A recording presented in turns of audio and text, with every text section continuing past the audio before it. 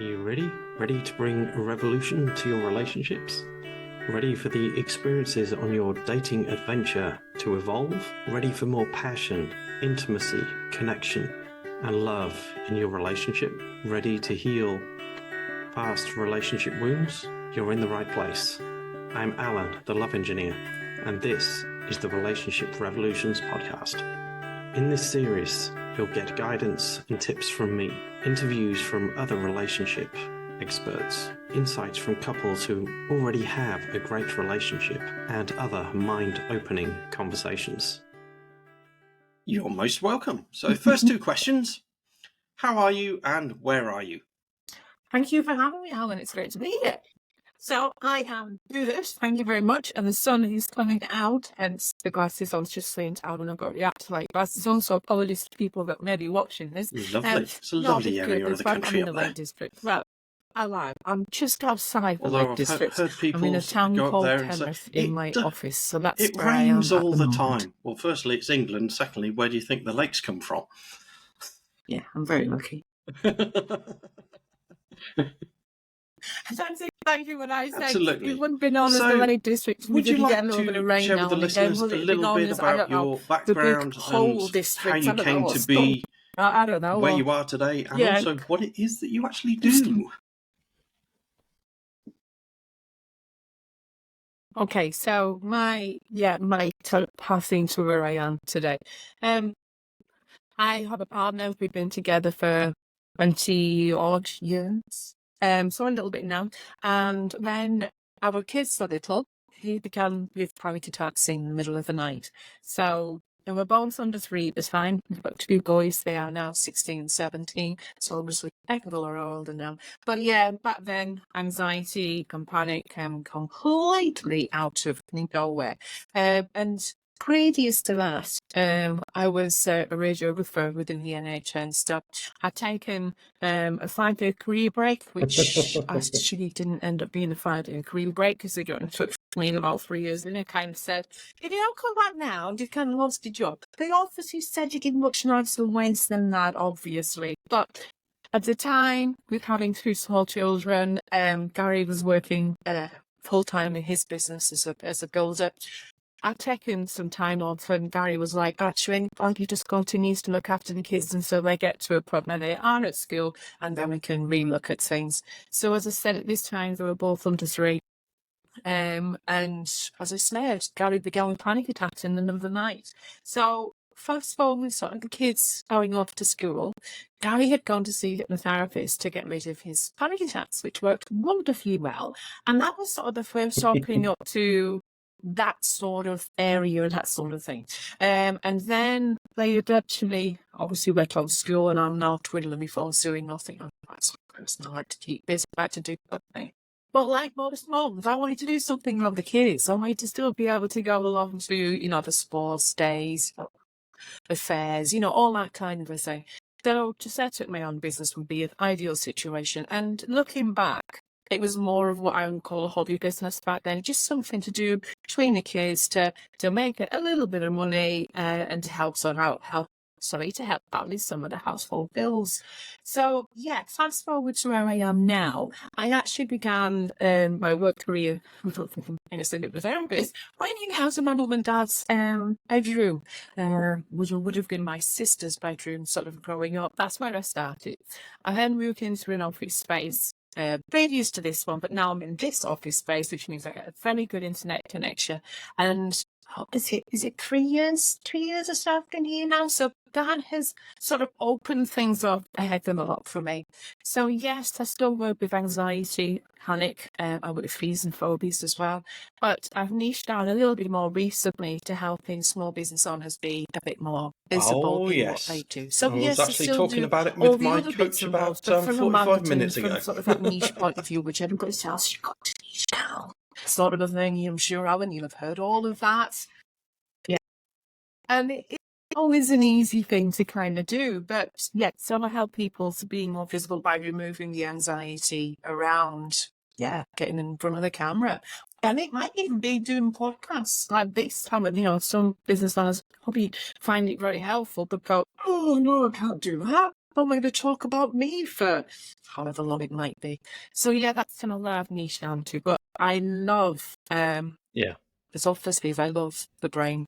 I Yeah, love that's the challenge learning with about it. these. Or If I could do my what if I time could again, go I'd back probably and do do things something like differently? neuroscience. Well, But I'd have to if know you what I went know back, you now wouldn't if I have my necessarily time have the again mindset to or go. the experience that you have today. Absolutely. And it just reminded me of something in the journey of Gary and his struggles with the anxiety and the panic and things. One thing that he would often say is, I just want to go back to how I was. I just want to go back to how I was. But the problem is, and I would often sort of say, but if you go back to how you were, you're probably going to end up where you are now. Yes, you want the good bits, or you've got to sort of take the good bits and then find, for want of a better way of putting it, a bit more of a new you so that you don't come back to the yuck around For panic those and of us who anxiety. are Like, took a listening little that have bit never to sort may of have heard the appreciate that term and but get his never head around actually that, but it experienced is a true. panic You know, attack our or life shapes witnessed a us into who we are and how panic we attack, are. what are they? So panic attack is based, so if I just reverse a little bit and talk a little bit about the brain in a very simple way. So, I split the brain into two different parts. You've got old brain and you've got new brain. If you've heard of things like Chill Paradox with the books and all that sort of thing, that's what I refer to as sleep old brain. Some people kind of refer to our unconscious brain. It has a lot of names, but I keep it still old brain. The reason I call it the old brain is because part of our brain that developed first in the history of maths. So if we go way over back to caveman times, that's the part of the brain we had. And right when our brain started growing and developing this, we've had the new brain slapped on top of it. So new brain is kind of interesting. It's the old brain. So our old brain is all about, well, it has two roles: procreation and survival. No choose about anything else. Procreation, I think we'll probably be aware of that. We don't need to worry quite so much about that because there's a lot of human beings out there these days. But the survival bit. So your fight, flight, and freeze response. And most people have come across the fight and the flight response, but might not necessarily come across the freeze response quite as much. But those are our responses and our reactions to a threat. So they are all coming from our old brain. Our old brain is all about keeping you living, keeping you breathing. It's all about survival. So when people come across something with anxiety, when it's panic, it's the old brain responding into a threat. Now, the problem is with panic attacks or even anxiety, sometimes it isn't necessarily a physical threat.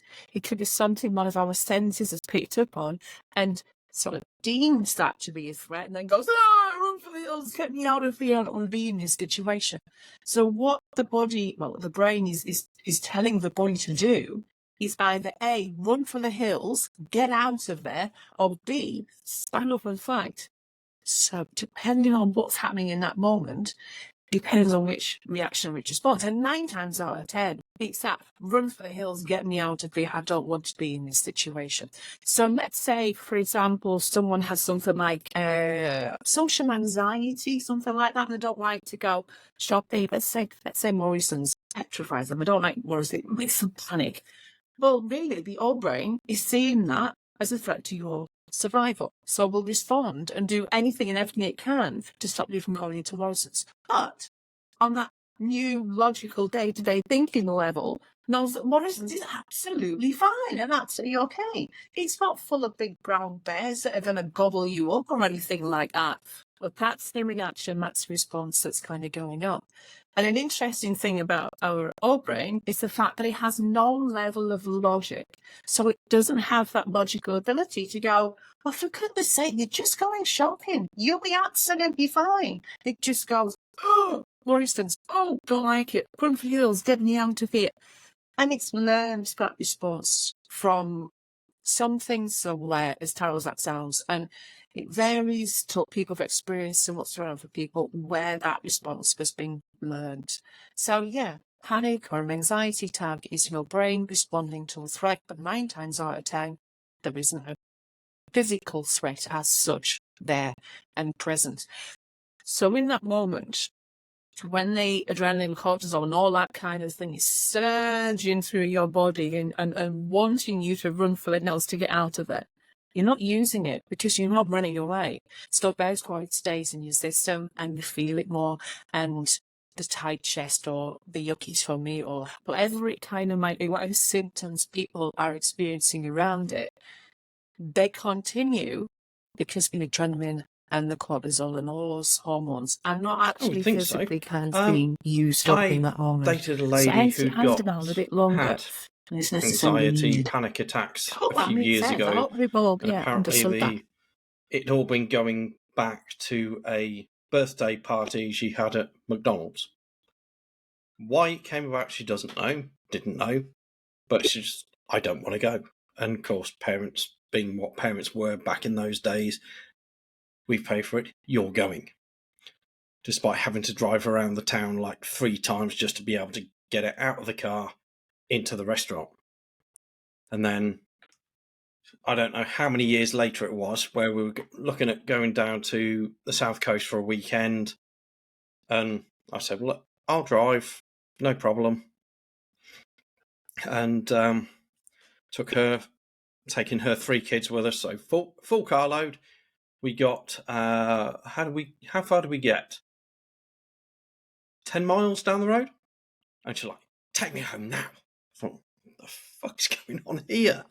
So I ended up taking her back, and then she locked herself in the room for a couple of hours. So I'm trying to calm these 3 kids down, and because they weren't happy that they'd lost their holiday, and this wasn't the first time it happened. So they're playing the blame game as well. And so I've got them to calm down a bit and separated them so that they weren't fighting between each other.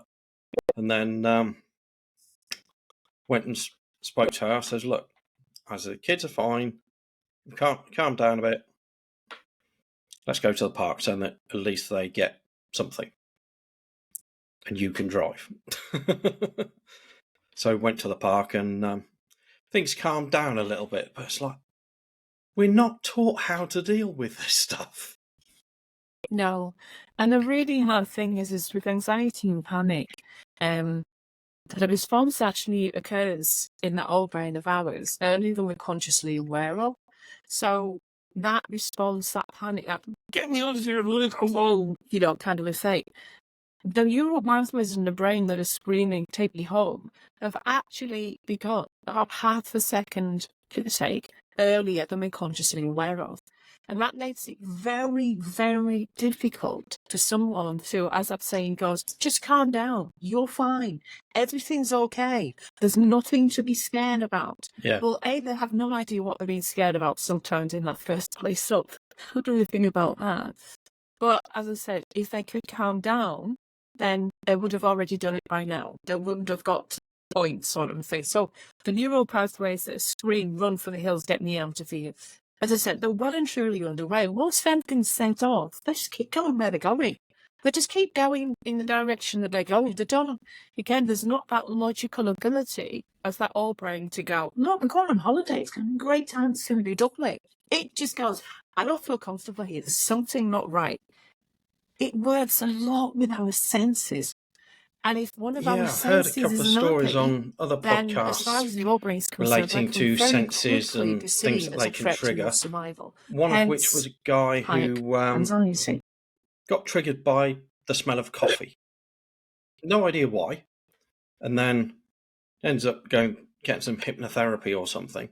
And it actually went back a few generations to a lady in that family line who had been abused in a car park outside a coffee factory. And that smell was stuck in the DNA throughout the generations, because every single one had it, but nobody knew why until this one guy got the hypnotherapy. Wow. Yeah, it is extremely powerful. I was told, I can't remember now because it was a little bit ago, that so trauma can take up to 7 generations, they say, to sort of breed out.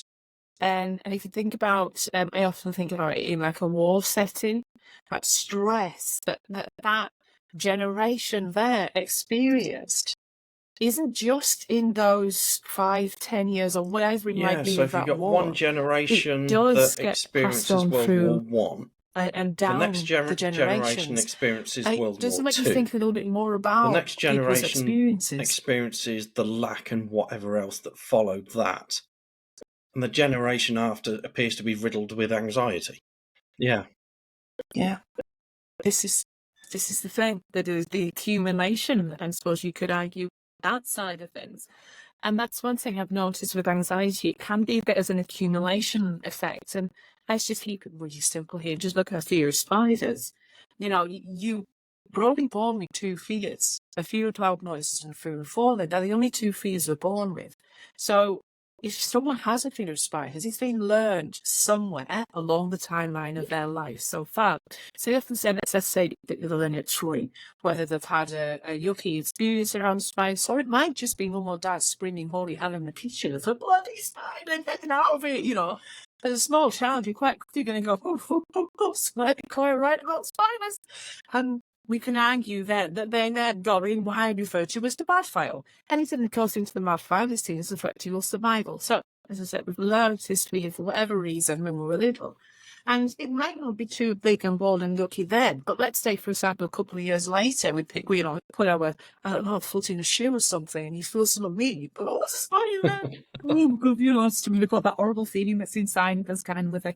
And then a few years later, I might be lying on a bed reading a book or something.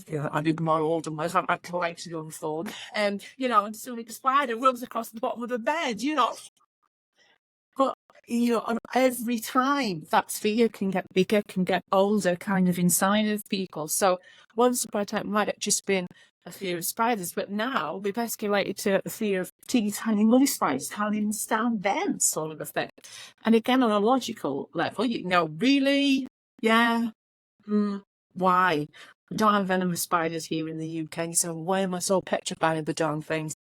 But our brain, again, doesn't have that logical ability, so it just goes, shit, spider, my veils, get me out of here. And also, as well, just to add a little bit extra into that, your brain will keep doing that, because your brain goes, oh, that worked. And the reason it worked is because you're still living, still breathing. So about, yes, let's do it again.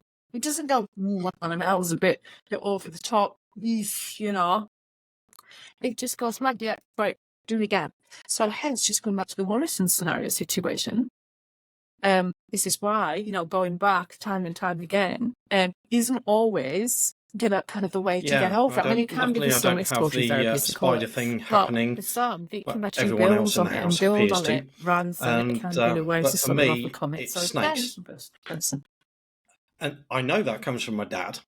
Doesn't necessarily help it disappear, but I know what the moment that it got triggered within me. That was watching the James Bond film Live and Let Die, where he's restrained and this witch doctor or whatever he is trying to attack him with a viper that's got that mouth open. And yeah, so that petrified me when I was a kid. And then a couple of years later, we had a talk in school. It just happened to be on snakes. And we all had to sort of watch this presentation for, I think it was about half an hour or something. And then we all had to walk out the door and touch this snake as we went by, so they're not slimy. So, of course, I get there.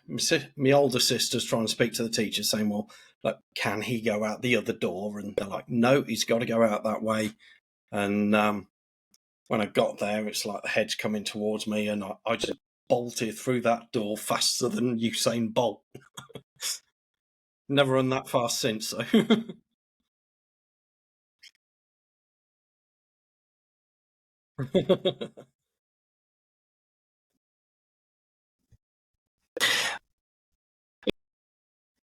Well, when there's a time and a place, you need to do it, and you find that strength to do it, kind of a thing.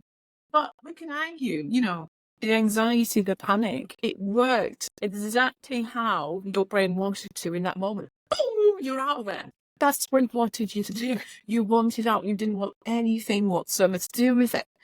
But some of this kind of feeds into the imagination side of things. And a lot of people got us to realize that the brain struggles to distinguish between imagination and fact. So if I was to put someone in what they call a functional MRI scan, and I said, okay, imagine cleaning your teeth, someone really said clean your teeth, for example, the same parts of their brain will light up as if they were actually cleaning their teeth. So again, it highlights the brain struggles to distinguish between imagination and fact. And if we just go back to that film for a moment, the old brain, on an old brain level, you're in that film, you're experiencing it. Your dad was in there experiencing it. The snake was coming after him, even though on a logical day-to-day thinking, your brain level, he knows he's either sat in the cinema or sat on a sofa or wherever that might be. But this is how kind of films and documentaries, well, not so much documentaries, but more dramas, I should maybe say, can really pull us in, because it's that whole brain that's in it, part of it. That monster that's running around the streets of New And I York think or the one wherever it movie might that be. highlights this You more might have than yours any as other far as is the old first brain's Jaws movie, concerned. But again, logical because day-to-day there thinking, were right, people appreciates that's that not the ran out case. of the cinema in panic and whatever else, and most people stayed there and said, "Oh, that was a bit scary," and whatever else. But there was no shark in that movie at all. It was just the marketing and the advertising on the way in that people connected this sort of messy thing with what was going to happen in the movie, and then you got that dramatic music and then bits of a body on the beach. Yeah.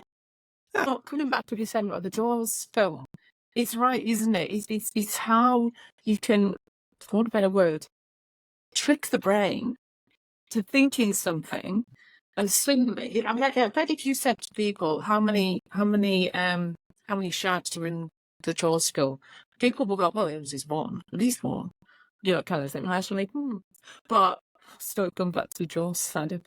I remember that the head that rolls out the boat. Do you remember? I don't know if that rings a bell, but there's one point where they're under the water. Someone's obviously spewing out, or whatever they're doing, and this head rolls out of this boat. Well, I think there's a lot of movies I know like it's that. coming. You can tell from the music. Every time it gets me. Something is going to happen. Something is going to make me jump, and if you jump, all of a sudden it happens, and you still jump, even though even if you've never seen it before.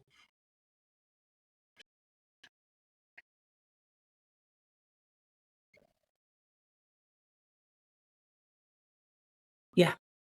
You're in it. So if we go back in time a little bit to when Gary was having his panic attacks, was he still working at that time, or was it a bit hard for him? Or so with the panic attack side of things, yes, he was still working and pretty much within reason, life is normal. And I think he's only getting a therapist about 4 times, maybe 4 or 6 times. I can't remember exactly which now.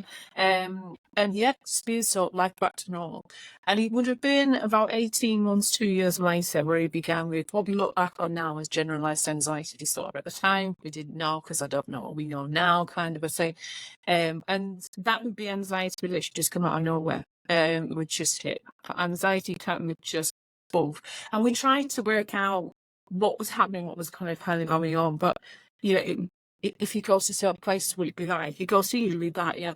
And it will right, if you go so far away from the car, will that be a situation? A few times we go for walks, many, many times before. But it was things as he was getting further and further away from the car, that anxiety was sort of starting to rise, kind of thing. And we come back to the car, it started to ease.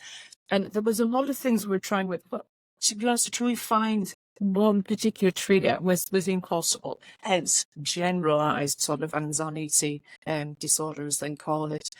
So that was the toughest. Yes, the panic attacks were horrendous and horrible, but that was the toughest. He went from a chap that he went down to Australia on his own before I met him. He met a friend in Australia and then went travelling on his own, to somebody that was really struggling just with the day-to-day sort of bits and pulse of life. So that was really tough. That was hard. Was when kind of the anxieties around. And one reason, obviously, for me to do the training was to help Gary. However, I realised very quickly that trying to work with your partner is not an easy thing to do, and I'm sure, Alan, you'll probably appreciate that. In the world that you're in, and yeah, I'll fix that. It'll be great. I'll get him sorted. So yeah, that was a bit of a rude sort of awakening around things, and something else that I feel that kind of has kept him a bit more stuck. His anxiety no, I'll refer that the anxiety, because I hate when people call my anxiety, because that knows it. The anxiety hasn't gone completely. He still struggles here and there, but it doesn't have as anywhere near as much of an impact in his life. But one of the reasons I strongly believe that he's never got over it completely is in the sort of more earlier days when he was struggling with the anxiety, you went to GP to see the specialist there that was supposed to be, she was supposed to be a specialist in mental health. And she pretty much turned around to Gary and says, well, you just have to learn to live with this. You just need to manage it. Yeah. And he still has that sort of belief within him now that he's stuck with it forever because he's got to learn to live with it. He's got to manage it. And to me, that is such a negative and horrible message to say to somebody. And they're at their absolute lowest. Yeah, I think there's a lot of limitations from the medical approach basically, to she was saying, you stop this all messing your sorts life, of illness and, you know, shall we kind of thing. say, states of dis-ease. Because it's... So if we take things like a broken leg, yeah, you kind of straighten the arm or the leg, get it in plaster, body heals itself, they're great for that. Having a heart attack, they're great for that.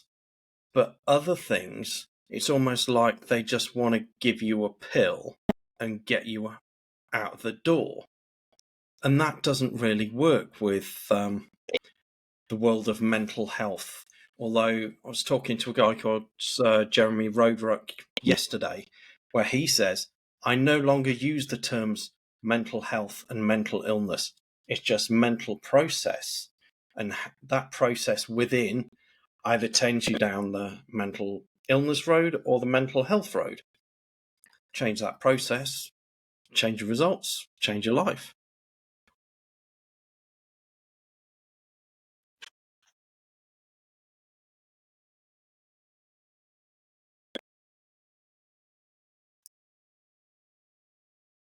It's true, and it is a bit of wording around it as well, isn't it?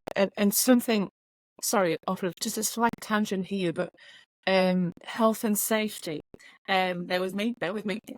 You know, health and safety. You always think about things like working up high, being safe doing this, high-vis jackets.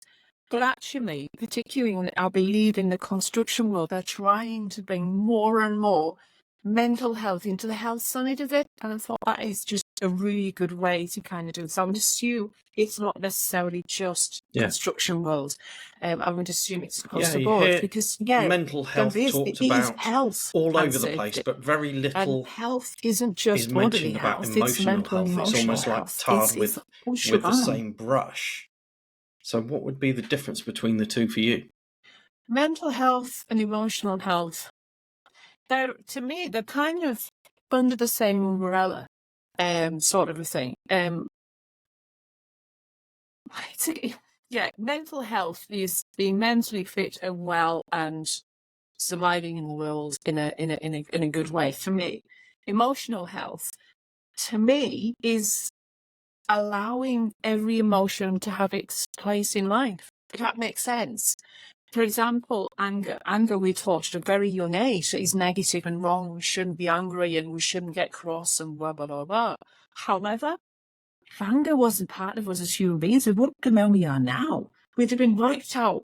We might have served two side dinner, but it would have been, generations and generations ago. It's me, how you use that anger. Emotional health is kind of going, don't get me wrong, sorry, I will add in the extremes of anger obviously isn't very helpful and can create some really... Yes. Yeah, going on for you, but my increased shares of shit hole is so because I got someone because you've got really crossing them.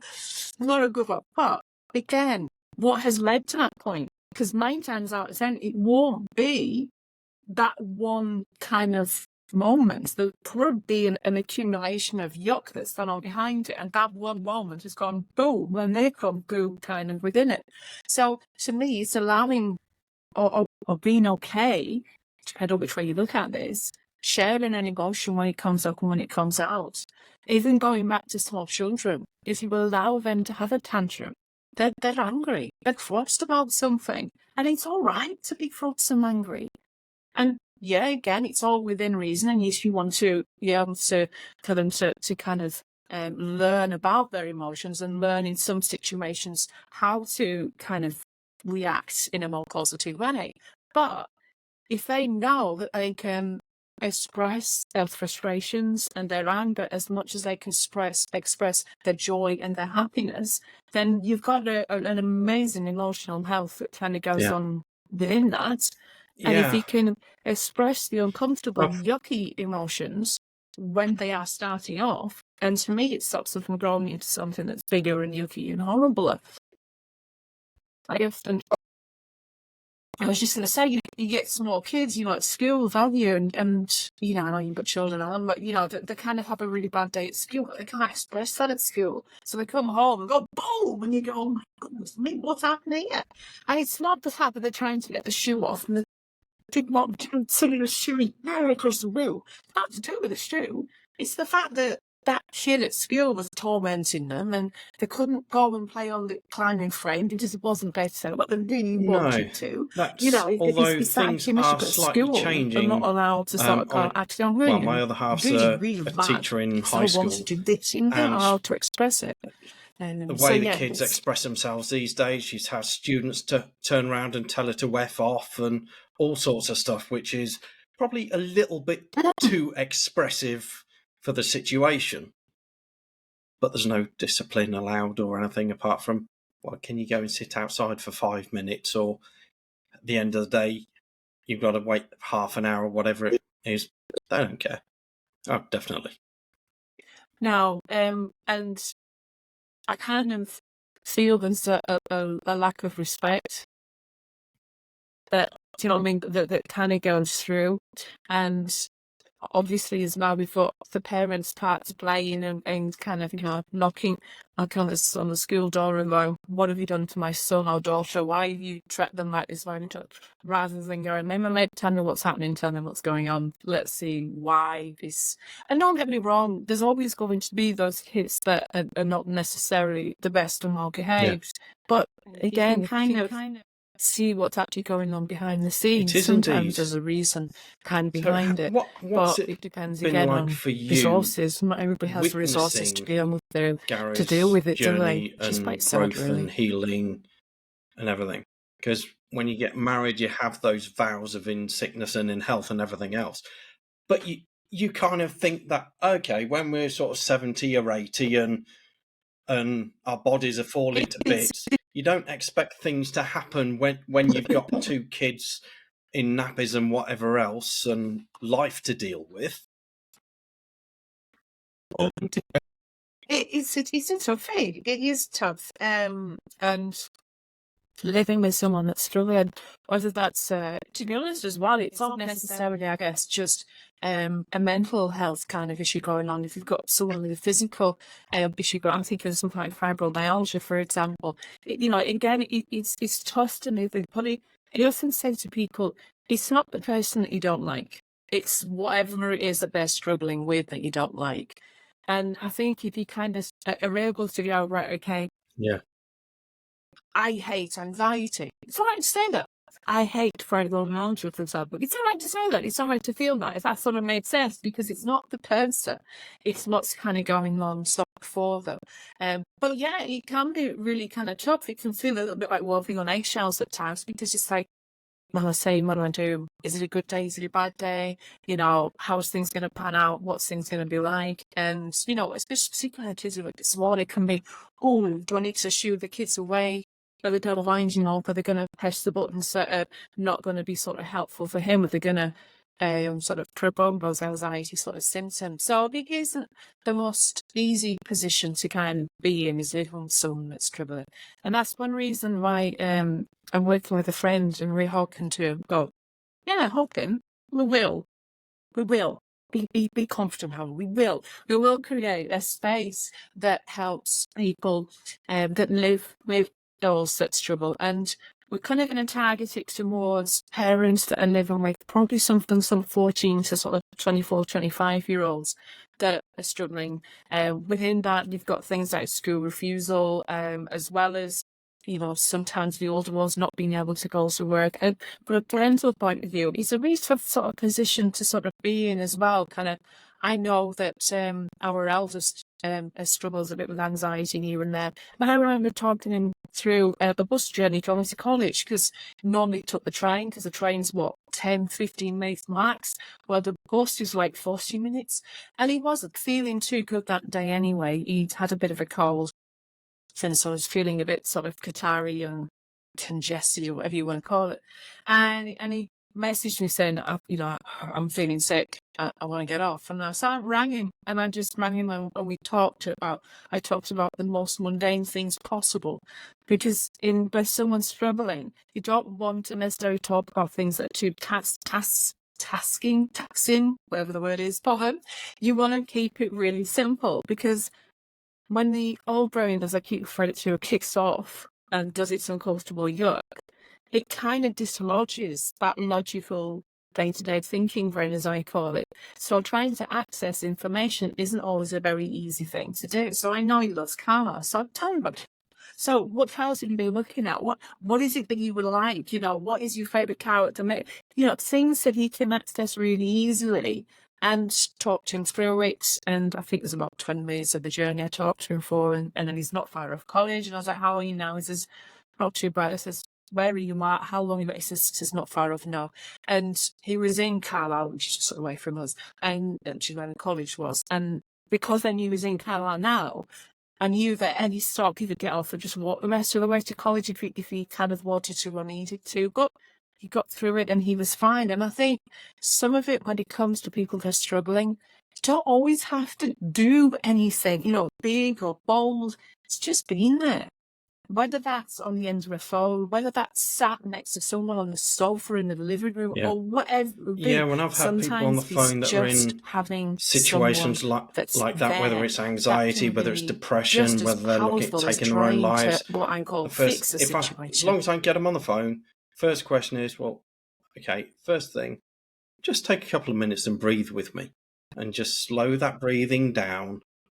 And then you can have a bit more of a conversation and ask a couple of questions and go from there.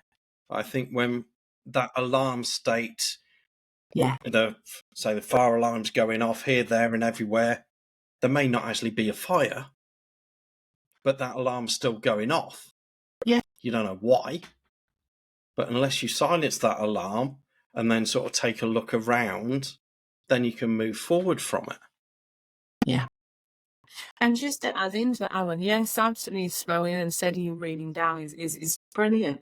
And if within that, if you get it, sometimes does, sometimes doesn't, but if you can get that breathing down into the belly as well, that's a really good one, because breathing in a chest is, in theory, he's getting us ready to do something. So if you think about, even if you're running, for example, you're going for running, you chest breathing.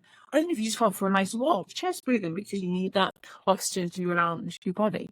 When you're breathing down into your belly, as you may be aware, that's that kind of stimulating of the vagus nerve and puts you in the rest and digest mode.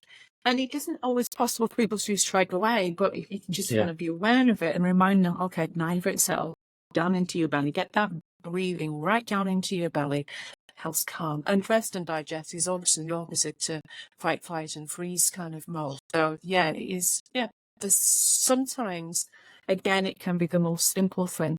And also as well, like you said, breathing with them. And if it's a member of the family and you're there with them, if you can, maybe take a hold of their hands and just say, right, breathe with me, and in and out with them, and they can follow you subconsciously, then go, breathe in, breathe out, kind of a thing. They can use more of their senses as well in that. About 20 metres underwater doing a dive in senses, Tasmania. It brings us much more into the present. The guide that was diving with, we descended down the anchor chain, only to find out that the anchor hadn't actually hooked onto anything. It was just floating on the sand. So we had to sort of almost drag the anchor and the boat attached to it, hook it onto something, almost overexerted ourselves. So it was like, let's just stop here and breathe a little bit. And then it's like, okay, look around.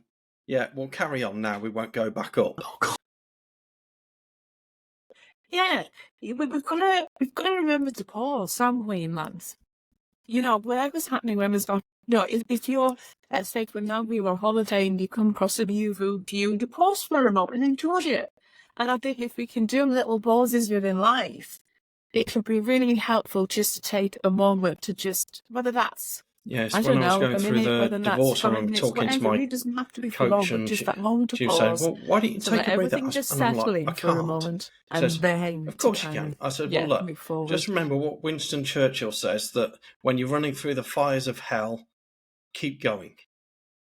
And she says, "Well, yeah, he has got a very good point, but the question is, are you running deeper into the fires of hell, or are you running out?" I'm like, "I don't know." "Well, unless you take a breather and take a look around, you never will." So, okay. It's and I've heard so we're going to send a similar thing from meditation Yeah, point of view. Not big into meditation. I love to run it. I must admit, yeah. I I hold my haven't hands up. But got 5 minutes to the meditate. saying Well, is that the then day you that need you 10. haven't got time to Double the meditate is the dose. day that you need to meditate. It's true. It's that saying you need to slow down. Yeah, absolutely. Yeah, absolutely. Yeah, and the worst thing is if you did that, you would actually just slow everything So if down somebody and probably senses find they those are, pockets of time I that would make say things they've flow got so much anxiety, but easier they and less are of that kind of experiencing running around like a mad anxiety, loony kind of a situation. aside from reaching out to somebody like yourself, because sometimes that can be a very, very scary thing to do, what can they do to ease their situation and start to process things like that? I think it is, to me anyway, I think it's keeping things simple. Because again, when you're struggling, then if anxiety is part of your world or creeping into your world, then yeah, always taking over, as I said a moment ago. So keep it simple. As we just said, breathing, brilliant. Do breathing. Take pauses. There is a really simple exercise technique, whatever you call it. But there is something about 7 minutes. I don't know what it is. I don't know if you know what it is, but there's something about 7 minutes. And if you can set your alarm for 7 minutes, now a lot of people go, but I can't find 2 minutes. Never mind 7 minutes in my day. But this is something that you can actually incorporate into your day. So, for example, the example that I do speak is making a cup of tea. Now, bear with me, you understand why tea is a good example. So, you're gonna, do have a tea break at some point. Or if you don't drink tea, then whatever it is you drink. But, you take that moment, so you don't put the kettle on. You get your cup and you feel your cup. You feel it's hard. You feel it's cold. You turn the kettle on, or you might put water in to start off with, who knows. But you can use all of your senses in every moment. So you hear the click as you turn it on, you hear the boil, you can watch the steam as it's rising. And it sounds probably really too simplistic, but what you're doing is you're using as many of your senses as you can in that moment, or those moments. And over those 7 minutes, you just keep going through every step. So you hear it as the kettle as it clicks off. You've got your tea bag in the cup ready to go, or whatever it might be. You're pouring the water in and you're watching the colour as it changes. We all know tea is about colour. But mellow like it's strong or weak, it's all to do with colour. So you get it to the right colour that you wanted, put the milk in again, it's all about colour. Squeeze the bag out, but you're really being as submerged as you can in every step and every moment that you do that. And then once your cup are made, you sit down and you take a moment to really taste it. So like using as many of your senses in that moment as you can. Smelling it, tasting it, you're hearing the kettle boiling or something, you're seeing it, you're touching it at the points along the way, you're feeling the different textures, the different temperatures. And again, that's a really simple thing. It's ideally around 7 minutes. And then that's something that you can incorporate today. So I often say, I know this is a bit oldie worldy, and I'm sure the other situations are similar in an office. I used to go and stand at the photocopy, waiting for your photocopy to come off and things like that. Just take a moment to stand and hear, listen, see, notice what's going on around you. So as I said, there's probably people out there that can use little pockets. You might, I don't know, have a 10-minute walk to the car after you finish work, but being really aware of what you're seeing, what you're feeling, your feet on the ground. The really, really simple stuff. And I know sometimes we go, well, that's far too simple. But we've got to remember that the old brain that is responsible for our anxiety kind of symptoms, emotion responses, reactions, is very simplistic in its way of working. So the simple things can be extremely helpful. So yes, breathing, yes, the simple tiny there, but also another one to add in is at the end of the day, take a moment to think of 5 positive things. Now again, people don't, well, whenever I imagine there's nothing positive that happens. So I'm on an end here. You've got a roof over your head, I hope. You've got running water again, I hope. You can have a shower. You've got clothes in your cupboard. You've got shoes on your feet. Go back to the really, really simple things. And again, from an old brain point of view, it doesn't understand that it is a simple thing because, hey, I've got shoes. Woo! Or I've got a roof over my head. So keep it simple. Yes, there might be some weird things that you can remind yourself of throughout the day. But if you can't, keep it simple. And again, that trains your brain to start to look for the positive. Our brain is negatively hardwired, which sounds like a bad thing, but it's not. It's negatively hardwired to look out for a threat, which makes it very easy to look for the uncomfortable, yucky bits and bobs of life. But if we can start to make an effort more and more to look for positives, it then starts to train your brain to see more of the positives and be aware of more of the positives. So that's just 3 really simple things that one more. Don't forget the joy. Now, I'd say joy because joy can be little and it can be big. The things that you like to do, make sure you're doing them. Again, when anxiety or if anxiety starts to creep in, we can often end up not doing the things that we enjoy. Whether that's going for a walk, whether that's sitting and doing something crafty or arty, whether that's doing a sport, whether that's going for a run, whatever the heck it might be, get yourself back to getting the little chunks of joy back into your life. Or it might be just being aware of the person that smiles at you on the way to work and go, oh yeah, that's nice. Oh, put that in my cup. That fills your cup. Anxiety is good at draining it, but there are probably little snippets of joy. Or I if you've got a find cat music on is the dog, it might always a be good sat one for me. stroking the cat or the dog, the little pockets of joy. Being aware of And them also- and allowing also those pockets of joy to fill your cup back up. Yeah, music's amazing. Actually, sorry, Alan, having said that, coming back to, the music thing. So, music, give or take, 2 songs. Just give or take about 7 minutes. Again, depend on the song. But listen to 2 songs, but really listen. Not just have it on in the I also background. find that Really listen my and mood really take that kind time of for those 2 indicates songs my to song just sit choices and or listen artist to everything. Sorry. choices. It's like if I'm in really, really bad state, it'll be Linkin Park, because I know the singer Chester went through a hell of a lot of depression, and that comes across in his music. Yeah. And if I'm want to get energized, then it might be some Iron Maiden or some Metallica or something like that. And chill out would be some sort of bluesy stuff. Yes. And then if I need to change my state, I thought, okay, I need to chill out now. So let's put some of the bit of blues on or something like that. So yeah. But music is extremely powerful, and if you think about our hearing, it's the first sense probably that we're probably ever aware of. The first thing we hear is the rhythm of mum's heartbeat when we're inside mum. It is extremely, extremely powerful, is music, and yeah, absolutely use it. And also, as often as it is, it might be that you want an excuse for a good cry. And we always look at sort of trying to lift ourselves, which is fine. Yeah, absolutely. But sometimes we might kind of just go, well, I'm going to put that on and I'm going to read good cry and get it out.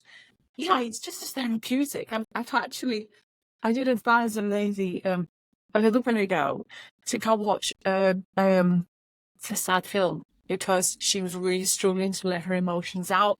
But if she watched, and then she said, oh my God, even like the adverts on the TV, even some of them are setting me off on tears. I'd go and watch You also find that playing an instrument give yourselves all the is permission to have a very really therapeutic good in a way clicking that howl and cry you can at it. express something that's going on within that cannot be put into words. I can't say as I have. But you know, there's a chap called Mark Deeks. He's on LinkedIn. Right, I won't go into the bits of the podcast, but I'm going to connect you with him because he is very much into his rock and metal music. He might be coming on in the future. About mental health and things. He might be a good know. person to have a chat with on here on the podcast. For me, that comes from James Hetfield, the lead singer of Metallica. I was watching an interview with him years ago, and he was being asked about where his music came from, and he sort of talked about his upbringing. And then he just said that music gives me a voice I didn't have any other way. I was like, okay, what have I got in me that I can't put into words or express any other way? And as a result of that, I play guitar a lot more. And interestingly, I've had girlfriends say, well, as soon as you start playing, your shoulders drop and your physiology completely changes. And then I've written lyrics for, I don't know, 10, 15 songs that I've never written music for yet. So... yeah.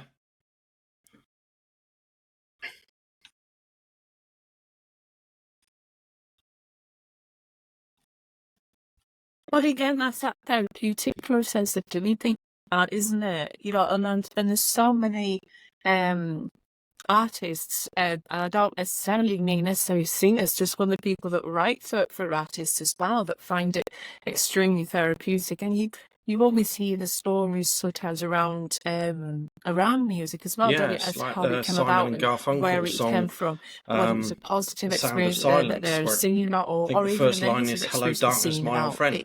I heard that for often years a story and thought, behind them. That he must be singing about depression or something, but it's not. One of Art Garfunkel's college mates lost his eyesight and almost quit college, and he's like, no, I'll help you through it, kind of thing. And then every so often they speak to each other on the phone, and he'd phone up and say, "Hello, darkness, my old friend," and it stemmed just from that line. Yeah, I more recently, I don't know when, but more recently, I read that or heard that story about it, and we could all do with powerful, isn't it? With and friends how like that. He helped him get through, get through a time that was really, really tough for him. It's a song. I can't think of the song because I'm really, really.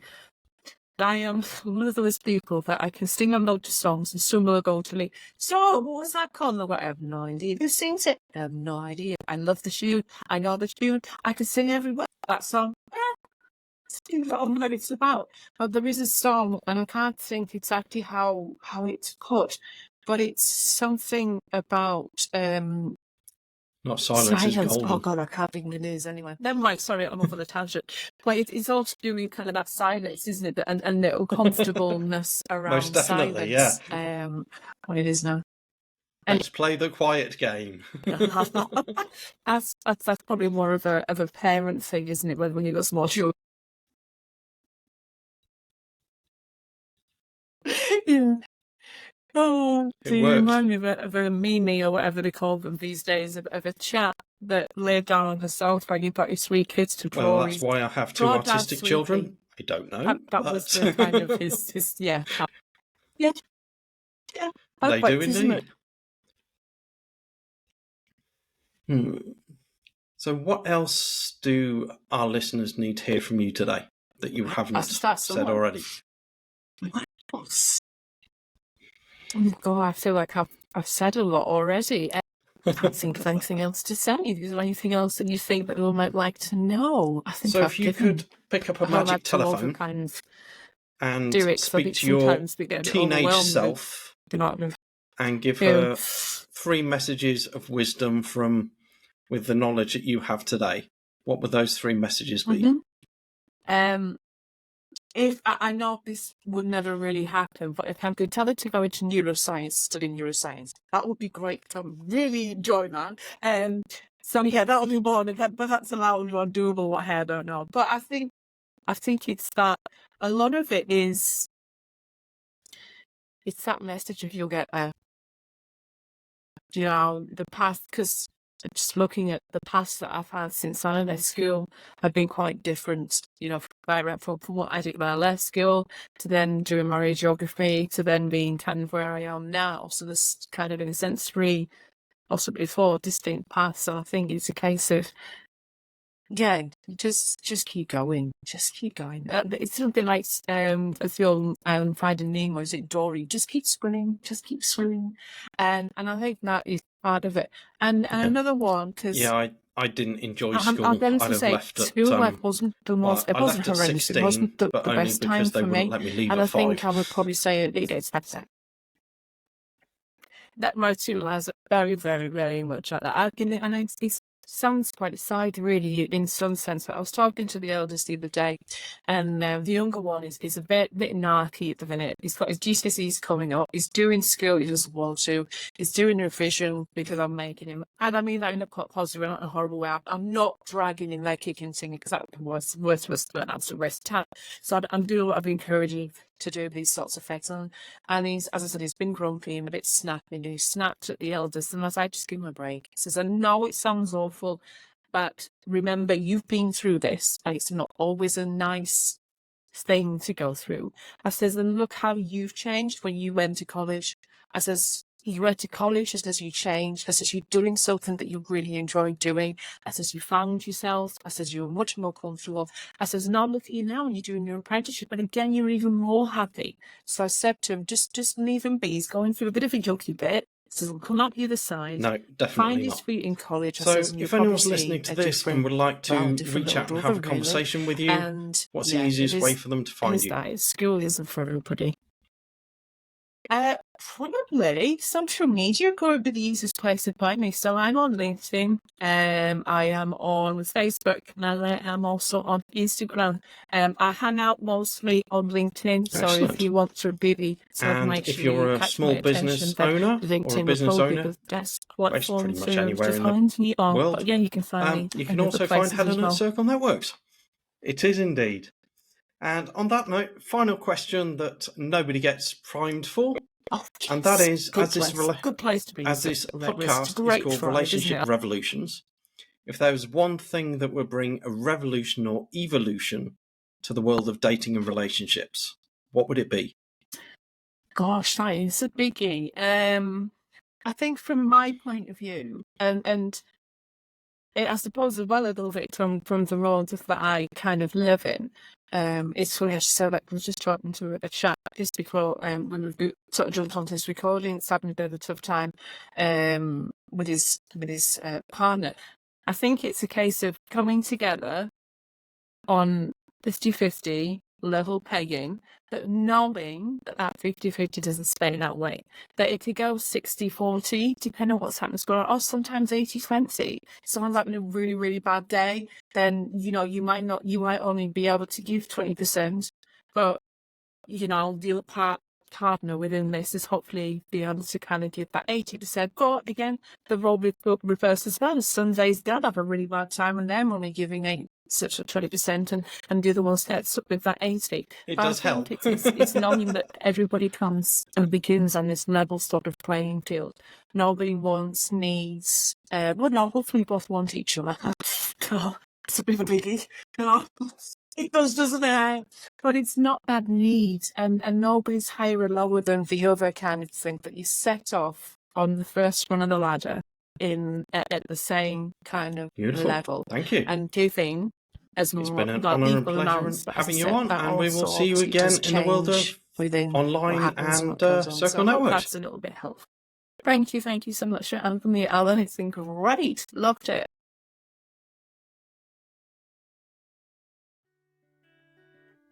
Thank you for listening, and if you haven't already, please leave me a review on your preferred podcast platform. Click the like button and also subscribe so that you get the new episode notifications. I'm curious, what did you take away from this episode? Please share your takeaways with me. Send me an email to relationship-revolutions@theloveengineer.rocks.